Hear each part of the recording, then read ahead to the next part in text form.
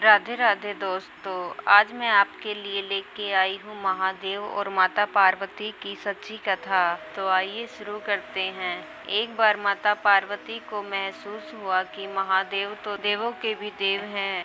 सारे देव तो सुंदर महलों में रहते हैं, लेकिन देवाधिदेव शमशान में। इससे तो देव की प्रतिष्ठा भी बिगड़ती है। उन्होंने महादेव से हट किया कि आपको भी महल में रहना चाहिए। आपका महल तो इंद्र के महल से भी उत्तम और भव्य होना चाहिए। उन्होंने जिद पकड़ी कि अब ऐसा महल बनवाओ जो तीनों लोकों में कहीं न हो। महादेव जी ने माता पार्वती को समझाया कि हम तो ठहरे योगी, महल में तो चैन ही नहीं पड़ेगा। महल में रहने के बड़े नियम विधान होते हैं। मस्त मोला ओघड़ों के लिए महल उचित नहीं है। परंतु माता पार्वती की जिद के आगे महादेव जी को झुकना पड़ा। उन्होंने विश्वकर्मा जी को बुलाया।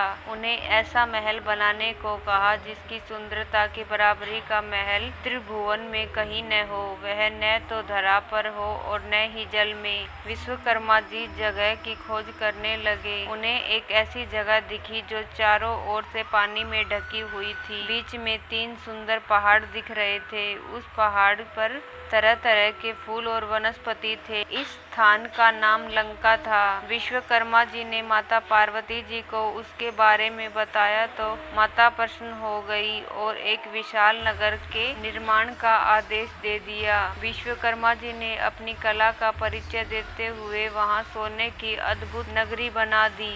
माता ने गृह प्रवेश का मुहूर्त निकलवाया। विश्व ऋषि को आचार्य नियुक्त किया गया। सभी देवताओं और ऋषियों को निमंत्रण मिला। जिसने भी महल देखा वह उसकी प्रशंसा करते नहीं थका। गृह प्रवेश के बाद महादेव ने आचार्य से दक्षिणा मांगने को कहा। महादेव की माया से विश्वा का मन उस नगरी पर ललचा गया, इसलिए उन्होंने महादेव से दक्षिणा के रूप में लंका ही मांग ली। महादेव ने विश्वा को लंका पूरी दान कर दी। पार्वती जी को विश्वा की इस दुष्टता पर बड़ा क्रोध आया। उन्होंने क्रोध में आकर श्राप दे दिया, तूने महादेव की सरलता का लाभ उठाकर मेरे प्रिय महल को हड़प लिया है। मेरे मन में क्रोध की अग्नि धधक रही है। महादेव का ही अंश एक दिन उस महल को जलाकर कोयला कर देगा और उसके साथ ही तुम्हारे कुल का विनाश आरंभ हो जाएगा। विश्वा ने यह पूरी कुबेर को दे दी, लेकिन रावण ने कुबेर को निकालकर लंका को हड़प लिया। श्राप के कारण शिवजी के अवतार हनुमान जी ने लंका जलाई और विश्वा के पुत्र रावण, कुंभकर्ण और कुल का विनाश कर दिया। श्री राम की शरण में होने से विभीषण बच गए। इस प्रकार पूरी लंका का विनाश हो गया। हनुमान जी ने सारी लंका को जला दिया, क्योंकि हनुमान जी महादेव के ही अंश हैं और माता पार्वती जी ने यही श्राप दिया था कि महादेव का अंश ही एक दिन पूरी लंका को जलाकर राख कर देगा। तो दोस्तों, ये थी महादेव और माता पार्वती के